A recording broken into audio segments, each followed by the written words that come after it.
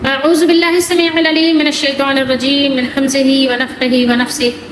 بسم الله الرحمن الرحيم. ربي يسر ولا تعسر وتمم بالخير. ربي زدني علما.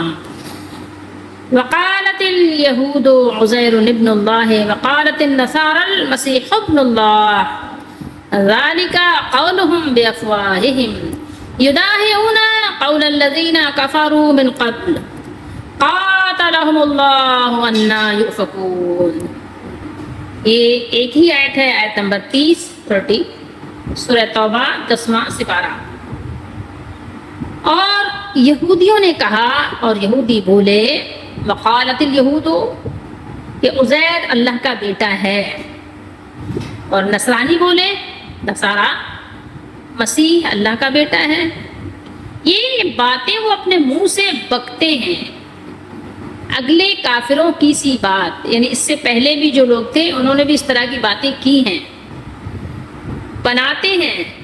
یہ بات اگلے لوگوں کی سی بات بناتے ہیں.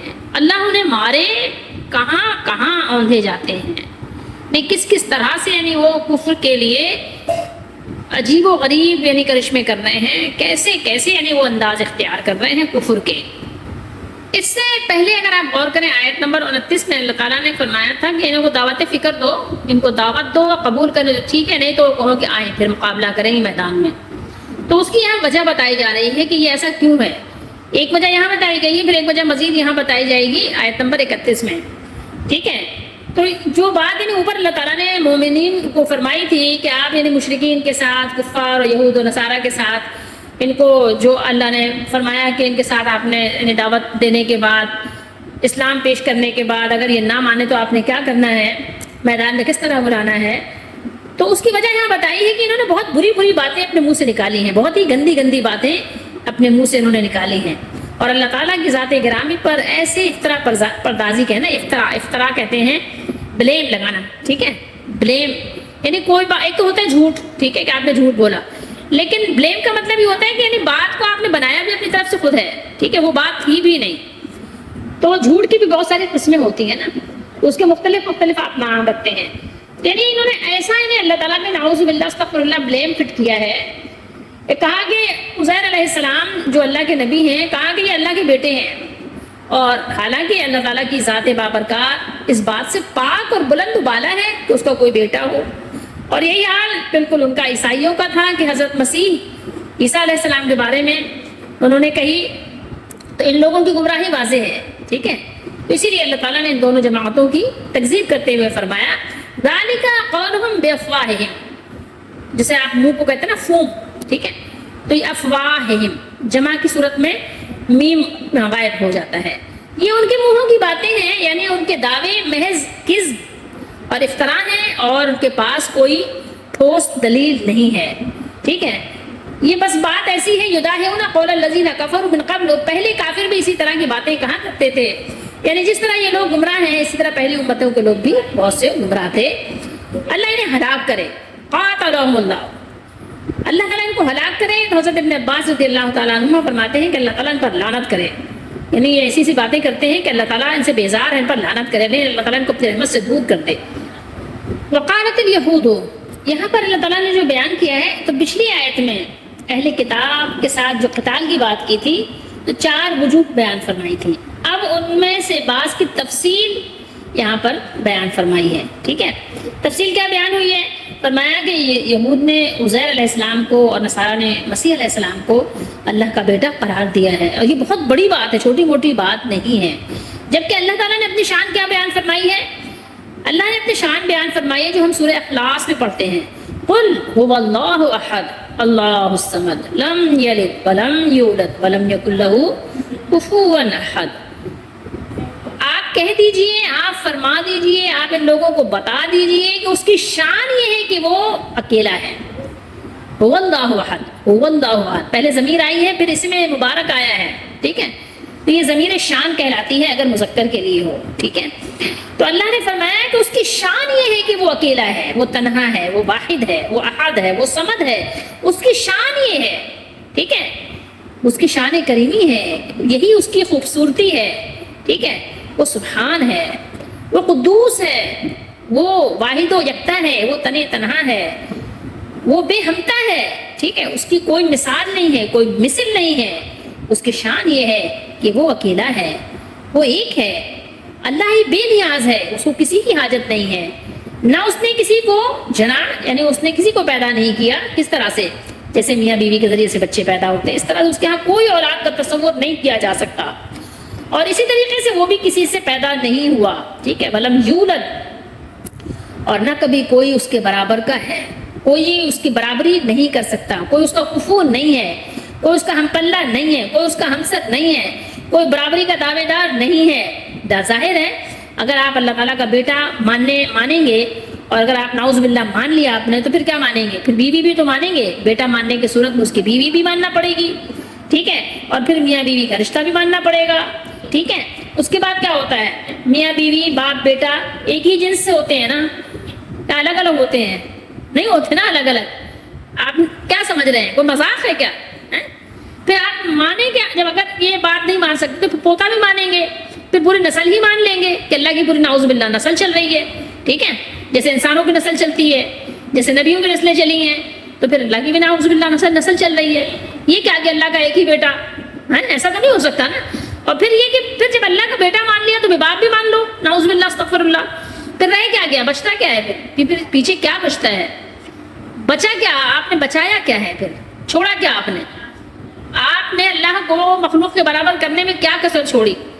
اور نعوذ باللہ گالی کسے کہتے ہیں؟ پھر کس کو کہتے ہیں؟ اب غور کرنے کی بات ہے، لیکن سب سے بڑا جرم تو یہی ہے، سچ اور حق اور سچائی سب سے بڑا جرم ہے. سارے نبیوں کی جو دشمنی ہوئی ہے صرف سچ کی بنیاد پر تو ہوئی ہے، سچائی پر تو ہوئی ہے، کہ سچ قبول نہیں کرتے لوگ. ابراہیم علیہ السلام کے ساتھ دشمنی کیوں ہوئی؟ آگ میں پھینک دو، آگ میں ڈال دو، آگ میں جھونک دو. کیوں؟ سچ ہضم نہیں ہوتا، سچ قبول نہیں کیا جاتا، سچ کو مانا نہیں جاتا. اس کے بدلے میں کہا جاتا ہے جلا دو، مار دو، ٹھیک ہے. بس یہی ہے، اس کا جواب ہمیشہ یہی ہوتا ہے. قرآن میں اللہ تعالیٰ نے اپنی جو شان بیان فرمائی ہے وہ بڑی خوبصورت ہی شان ہے، لیکن ایک شان اس کی یہ ہے کہ وہ غنی حمید بھی ہے. وہ غنی ہے، وہ حمید ہے، وہ اپنی ذات میں خود تعریف کیا ہوا ہے، کسی کی تعریف کا وہ محتاج نہیں ہے. اللہ تعالیٰ ان سب چیزوں سے پاک ہے، منزہ ہے، مبرہ ہے. تو الغرض ان سے قتال کی وجہ یہ ہے کہ وہ اللہ پر ایمان نہیں رکھتے، اور اس کے متعلق ان کا عقیدہ سراسر اللہ تعالیٰ کی توہین اور بہت سارے معبودوں کو ماننا ہے، نعوذ باللہ. کہیں پر انہوں نے 3 کو مانا ہے، ٹھیک ہے. اور کچھ لوگوں نے حلول کا عقیدہ رکھا ہے کہ کسی انسان یا مخلوق میں اللہ تعالیٰ اتر آتا ہے، ٹھیک ہے، اللہ کا اتر آنا. کچھ لوگوں کا عقیدہ ہے نا کہ جب تک مٹی ہے تو وہ مٹی ہے، جب اس نے ہم نے بت بنا دیا تو اس میں نعوذ باللہ اللہ تعالیٰ نے حلول کر دیا، یعنی اللہ تعالیٰ اس کے اندر آ گیا، ٹھیک ہے. اب وہ اس کی پوجا نہیں ہے بلکہ اللہ کی پوجا ہو گئی. یا اتحاد مان لینا کہ کسی انسان کا خدا بن جانا، کہ کوئی انسان عبادت کرتے کرتے کرتے کیا بن جاتا ہے؟ اللہ بن جاتا ہے، نعوذ باللہ استغفر اللہ. کہ جیسے ایک حدیث ہے نا کہ اللہ تعالیٰ نیک بندوں کا ہاتھ بن جاتا ہے اور کان بن جاتا ہے، تو اس سے بہت سے لوگوں نے اس طرح کا عقیدہ رکھ لیا کہ اللہ لامحدود، بندہ محدود، تو اب ظاہر ہے اس کا ہاتھ اللہ کا ہاتھ، تو اب اس کا مطلب اس طرح سے انہوں نے پھر قلا بازیاں کھائیں، ٹھیک ہے. ان سب کو قرآن نے کفر قرار دیا ہے. آپ دیکھ لیں سورہ مائدہ میں ہم پڑھ چکے ہیں 72-73 میں آیت نمبر. پھر جو شخص ہر چیز ہی کو اللہ قرار دے، کچھ ایسے بھی ہے نا، کیا ہے؟ آپ نے دیکھا ہوگا، سنا ہوگا، کچھ صوفی گزرے ہیں ایسے. یہ تو جن لوگوں کی بات ہو رہی ہے جو قرآن رکھے ہوئے اپنے پاس، ان کی بات کر رہے ہیں، ٹھیک ہے. کہ انہوں نے وحدت الوجود کو معرفت قرار دے کے اور پھر کیا نعرہ لگا دیا کہ بس میں تو میں بس پتہ نہیں کیا، نعوذ باللہ استغفر اللہ. اب آپ بتائیں کہ کیا اس کے کفر میں کوئی شک ہے؟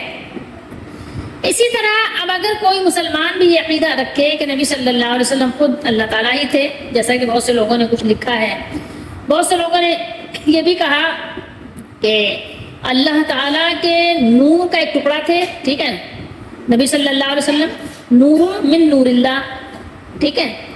نبی صلی اللہ علیہ وسلم اللہ کے نور کے یعنی حصے میں سے ایک حصہ ہے یا ایک ٹکڑا ہے.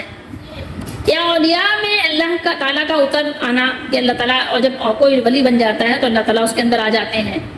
یا ترقی کر کے ولی بھی اللہ تعالیٰ نعوذ باللہ بن جاتا ہے، اب جو چاہے وہ کر دے، جو چاہے وہ کروا دے، ٹھیک ہے. اور اس کے اختیار کا، اللہ تعالیٰ کے جو اختیارات ہیں اس کا کیا ہے؟ مالک بن جاتا ہے.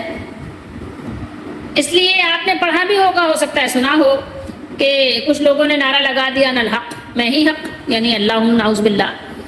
تو اس پہ بھی لوگوں نے بہت ساری کہانیاں بنائیں، ٹھیک ہے. اور سبحانی ما اعظم شانی، میں پاک ہوں، میری شان کتنی بڑی ہے. اب بتائیں ذرا، آپ سوچیں، جب اس طرح کی باتیں کچھ لوگوں نے پھیلائیں. ایک چیز اور بھی یاد رکھنے کی ہے، دیکھیں گندگی گندگی ہوتی ہے، وہ کسی کی بھی ہو، ٹھیک ہے. بچہ اگر گندگی کرے تو بچے کی بھی وہ گندگی گندا ہی ہوتا ہے، بڑا کرے تو بڑے کی بھی گندگی گندگی ہوتی ہے. اللہ نے اس کو گند ہی فرمایا ہے. اس سے پہلے ہم نے پڑھا تھا نا آیت نمبر 28 میں اسی سورۃ توبہ میں، انما المشرکون نجس، مشرک نجس ہے، نجاست ہے، پلیدی ہے، گندگی ہے. تو میں نے آپ کو ایک مثال دی تھی نا کہ اللہ تعالیٰ کے نزدیک تو وہ گندگی ہے. جیسے ہمارے نزدیک آپ نے دیکھا ہوگا کہ آپ کے سامنے کوئی اگر ناک صاف کرے اپنی، ٹھیک ہے، نوزی، تو وہ بھی آپ کو گند لگتی ہے نا. کان صاف کرے، خلال کرے دانتوں کا، تو وہ بھی آپ کو گندگی لگتی ہے نا. حالانکہ وہ معمولی سی گندگی، وہ ایسی کوئی گندگی ہے بھی نہیں، لیکن کراہت ہوتی ہے، ایک دن آتی ہے. اور یہ تو ایسی گندگی ہے کہ اللہ تعالیٰ نے اس کو گند فرمایا ہے کہ مشرک نجس ہے، نجاست ہے، ناپاکی ہے وہ، ٹھیک ہے. تو اب آپ سوچ سکتے ہیں، تصور کر سکتے ہیں کہ گندگی تھوڑی سی ہو یا زیادہ ہو، گندگی امیر کی ہو یا غریب کی ہو، وہ گندگی ہوتی ہے، ٹھیک ہے. گندگی محل میں ہو یا جھوپڑی میں ہو، وہ گندگی ہوتی ہے، کہیں پہ بھی ہو. اس کو کبھی بھی کوئی یہ نہیں کہے گا نہیں یہ پاک چیز ہے، یہ صاف چیز ہے، اس کو رکھو، اس کو گلدان میں سجا دو. کوئی بھی نہیں، عقل والا کوئی بھی نہیں کہے گا. تو اب وہ چاہے کوئی کلمہ طیبہ پڑھ کر کہے، قرآن پاک کو رکھ کر کہے، قسم کھا کر کہے، کسی بھی طرح سے وہ کہے، لیکن بہرحال وہ گندگی ہے، ٹھیک ہے. تو کوئی کتنا ہی اپنے آپ کو مسلمان کہلاتا ہے اور کلمہ طیبہ پڑھتا ہے، لیکن اس میں اور جو اللہ تعالیٰ نے یہاں پر یہ چیزیں بیان کی ہیں، ان میں کیا فرق ہے؟ کوئی فرق نہیں ہے.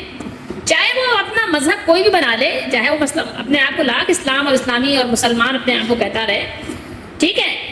تو وہ لوگ جو کروڑوں خداؤں کے عقیدے اور اس کے عقیدے میں، یعنی کہ اللہ کے بیٹے، یا یہ کہ کسی اور مخلوق کو اللہ کے برابر کر لیا، یا کسی نے ولی کو یا نبی کو اللہ کے برابر کر دیا، کوئی فرق نہیں ہے، کوئی فرق نہیں ہے.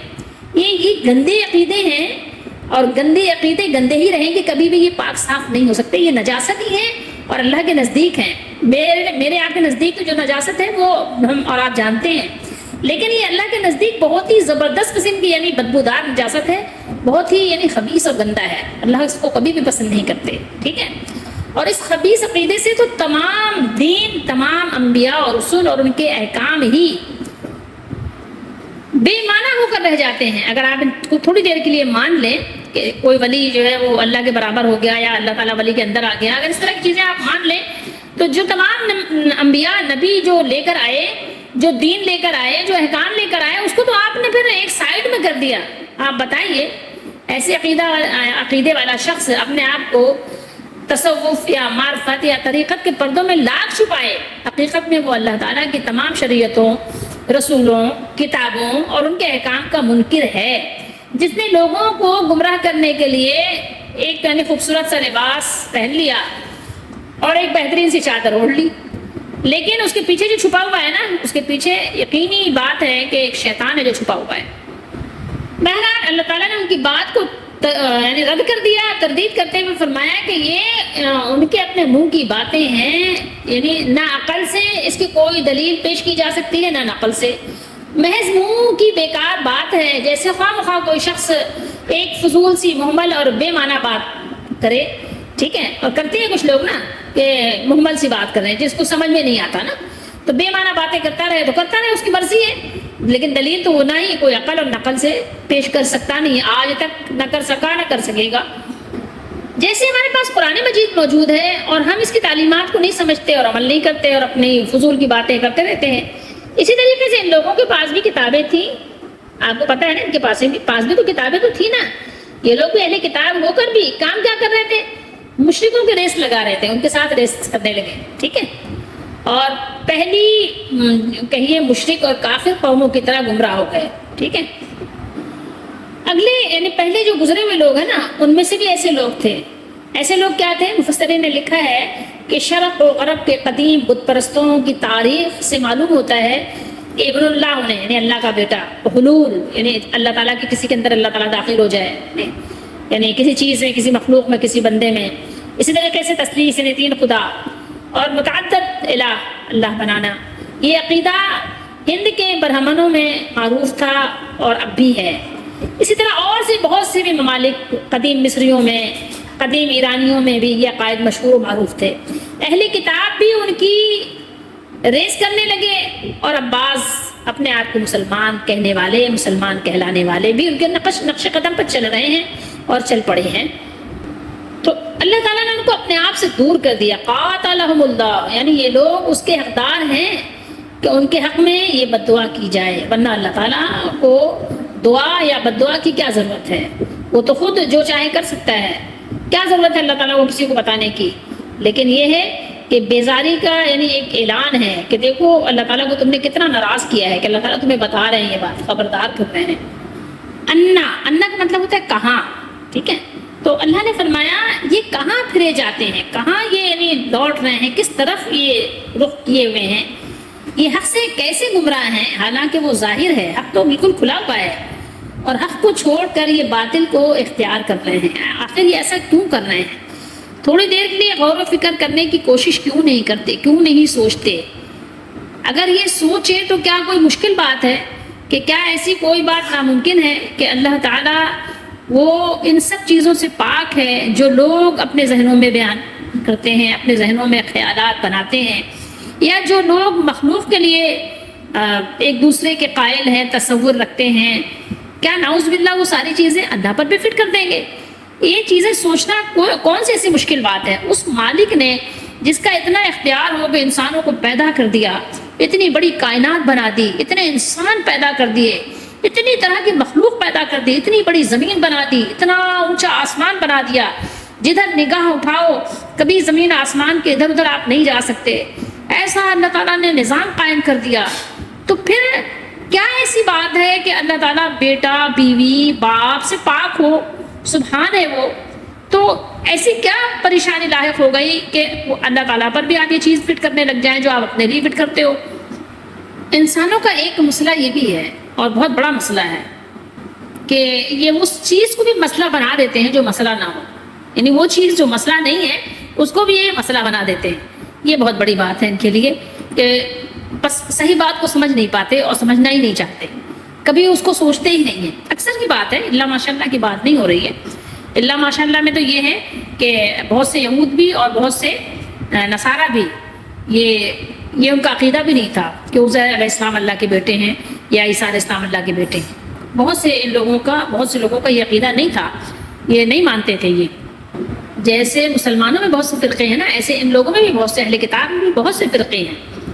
یہودیوں میں سے صرف ایک گروہ تھا جس کا یہ عقیدہ تھا، ٹھیک ہے، اس عقیدے کا قائل تھا، باقی یہ کہ باقیوں کا یہ عقیدہ نہیں تھا۔ اور بات لیکن ایک یہ بھی ہے کہ جب قوم کے بعض ذمہ دار افراد کسی بات کے قائل ہوں تو وہ بات ان کی ساری قوم کی طرف منسوب کی جا سکتی ہے، ٹھیک ہے، اگرچہ ساری قوم نے وہ بات نہ بھی کہی ہو۔ کہ آپ کسی بڑے کی طرف ایک بات کہہ دیتے ہیں نا کہ فلاں ملک میں ایسا ہوتا ہے، ٹھیک ہے، ایک گروہ کر رہا ہوتا ہے تو آپ کہتے ہیں نا کہ فلاں ملک میں ایسا ہوتا ہے۔ اسی طریقے سے ابن یہاں پر بھی ہے اور یہاں بھی ہے نا، ابن اور ولد یہ دونوں لفظ ایسے ہیں جو اولاد ہی کو کہا جاتا ہے، ٹھیک ہے۔ ابن کا ایک اگرچہ حقیقی معنی یہی ہے، لیکن بطور مجاز محبوب اور لاڈلے کو بھی ابن کہہ دیتے ہیں، ٹھیک ہے، جیسے کہہ دیتے ہیں نا، یعنی بیٹا، کسی کو آپ کہہ دیتے ہیں نا بیٹا، پیار سے، محبت سے، ٹھیک ہے، پیارا بیٹا۔ تو قرآن میں اس بات کو اللہ تعالیٰ نے بیان فرمایا ہے، نحن ابناء اللہ و احباؤہ، ان یہودیوں کا عقیدہ تھا کہ ہم تو اللہ کے بیٹے اور اللہ کے پیارے ہیں، یعنی وہاں پہ بطور یعنی پیارے کے معنی میں انہوں نے لے لیا۔ بہرحال لیکن حضرت مسیح علیہ السلام کے متعلق عیسائیوں کی اکثریت کا عقیدہ تو یہی ہے کہ ابن کا معنی سن آف گاڈ، ٹھیک ہے، یعنی انہوں نے یہی لیا، لیکن بعض اس کا مجازی معنی مراد لینے لگے ہیں۔ مجازی سے مراد معنی کیا ہے؟ محبوب، ٹھیک ہے، پیارا۔ اور ایک بات یہ بھی ہے نا، کبھی انسان اپنی بات کو چھپانے کے لیے، غلط بات کو چھپانے کے لیے کوئی پردہ تو ڈالتا ہے نا خوبصورت سا، تو یہ چیز بھی ہے۔ بہرحال کہ جیسے بہت سے لوگ اپنے آپ کو مسلمان کہنے والے بھی نا خوبصورت پردے ڈال کے اپنی باتوں کو چھپاتے ہیں، نہیں ولی اللہ جو ہے وہ ولی اللہ ہوتے ہیں، اور ولی اللہ وہ من دون اللہ نہیں ہوتے، تو وہ اپنی باتوں کو پھر ظاہر ہے وہ تھوڑا سا سرخی پاؤڈر لگانے کے لیے پھر ظاہر ہے تعویلات کے ذریعے سے وہ ڈھانپ رہے ہوتے ہیں. بہرحال اللہ تعالیٰ ہم سب کو صحیح بات سمجھنے کی توفیق دے. تو سبق یہ ہے کہ جب پہلے بھی ہم پڑھ چکے ہیں نا 4 خرابیاں اللہ تعالیٰ نے بیان فرمائی تھی نا. تو جب انسان کا آخرت پر یقین نہیں ہو تو من گھڑت تصورات انسان قائم کر ہی لیتا ہے. ٹھیک ہے. جب ہماری یعنی کہنا چاہیے کمزوری یہ ہو جائے کہ ہم دنیا پرست ہو جائیں اور آسمانی کتابوں میں جو احکام الہی ہیں اس کو اپنے خواہشوں کی ہم نظر کر دیں. ٹھیک ہے. جو ہماری نفسانی خواہشات ہیں اس کی بھیٹ چڑھا دیں اور جس حکم کو چاہیں مان لیں, جس کو چاہیں نظر انداز کر دیں. اور دین حق اسلام جب ہمارے سامنے پیش کیا جائے تو اس کو تسلیم کرنے سے کیا کریں, منہ پھیر لیں. صحیح طریقے سے تسلیم نہ کریں جیسا کہ حکم ہے. ٹھیک ہے. کچھ مان لیا, کچھ چھوڑ دیا, جیسے سورہ بقرہ میں ہم پڑھ چکے ہیں. تو جب ایسے لوگ دنیا میں مسلط ہو جاتے ہیں, ان کے ہاتھ میں کچھ بھی اقتدار اور اختیار آ جاتا ہے اور وہ اس کے مالک بن جاتے ہیں, تو پھر وہ کیا ہوتا ہے دنیا میں؟ ظلم, تشدد. پھر ہر طرف آپ دیکھیں گے فساد اور فسادی اور شر اور شریر اور شریر وہ سب پھیل جاتے ہیں, ان کا دروازہ کھل جاتا ہے. ٹھیک ہے. تو اس لیے پھر اس کو روکنے کے لیے اللہ تعالیٰ نے فرمایا کہ اگر پھر وہ آپ پر حملہ کریں یا وہ امن کو خراب کریں, امن ان کے لیے خطرہ بن جائیں, تو پھر آپ ان کے لیے تیار ہو جاؤ. ٹھیک ہے. ان کا راستہ روکو. اور اگر تم نے ایسا نہیں کیا تو پھر یہ کہ پھر امن ختم ہو جائے گا دنیا سے. ٹھیک ہے. پھر ہر طرف یہی ظاہر ہے, آپ دیکھیں گے کہ قانون کی, اصول کی خلاف ورزی ہو رہی ہوگی. تو بہرحال اللہ تعالیٰ ہم سب کو صحیح طریقے سے قرآن مجید کو سمجھنے کی توفیق دیں. اللہ تعالیٰ وحدہ لا شریک ہے, اس کی شان بہت بلند و بالا ہے, اس کی شان کو کوئی سمجھ نہیں سکتا. وہ اپنے شان میں یکتا ہے اور وہ ہر چیز سے پاک ہے. وہ بیوی بچوں سے پاک ہے, ماں باپ سے پاک ہے. ہمارے پاس اتنی عقل نہیں ہے کہ ہم اللہ تعالیٰ تک اپنی عقل کے ذریعے سے پہنچ سکیں. نہیں پہنچ سکتے, سوال ہی پیدا نہیں ہوتا. کیونکہ اللہ تعالیٰ نے ہمیں پیدا کیا ہے تو ہمیں اتنی عقل دی ہی نہیں ہے کہ ہم اللہ تعالیٰ کو اپنی عقل کے ذریعے سے پہچان سکیں. ہاں, وحی کے ذریعے سے جیسا بتایا گیا اس کو بس اتنا ہی جانیں, اس پر ایمان رکھیں اور جو اس نے کائنات بنائی ہے اس پہ غور و فکر کریں. تو یہ بات ہمیں سمجھ آ جائے گی کہ ہاں ایک اللہ ہے, ایک بنانے والا ہے, ایک پالنے والا ہے, جس نے ہمیں زندگی دی ہے اور جو ہمیں موت بھی دے گا. اور موت دے رہا ہے, ہم دیکھ بھی رہے ہیں, ہمارے سامنے لوگ مر رہے ہیں, پیدا بھی ہو رہے ہیں, مر بھی رہے ہیں. تو اس کی شان بہت بلند ہے. اس کی شان یہی کیا کم ہے کہ وہ اللہ اکبر ہے. ٹھیک ہے. وہ غنی الحمید ہے, وہ اللہ الصمد ہے, قل هو اللہ احد ہے. سمجھنے کے لیے قرآن جو ہے بھرا پڑا ہے. اللہ اکبر, اللہ اکبر, اللہ اکبر. وہ سب سے بڑا, سب سے بڑا, سب سے بڑا ہے. وہ سب سے بڑا, سب سے بڑا, سب سے بڑا ہے. اللہ اکبر, اللہ اکبر, اللہ اکبر. اس کا کوئی ثانی نہ مشابہ نہ مماثل. اس کا کوئی ثانی نہ مشابہ نہ مماثل. وہ سب سے جدا, سب سے جدا, سب سے جدا ہے. اللہ اکبر, اللہ اکبر, اللہ اکبر.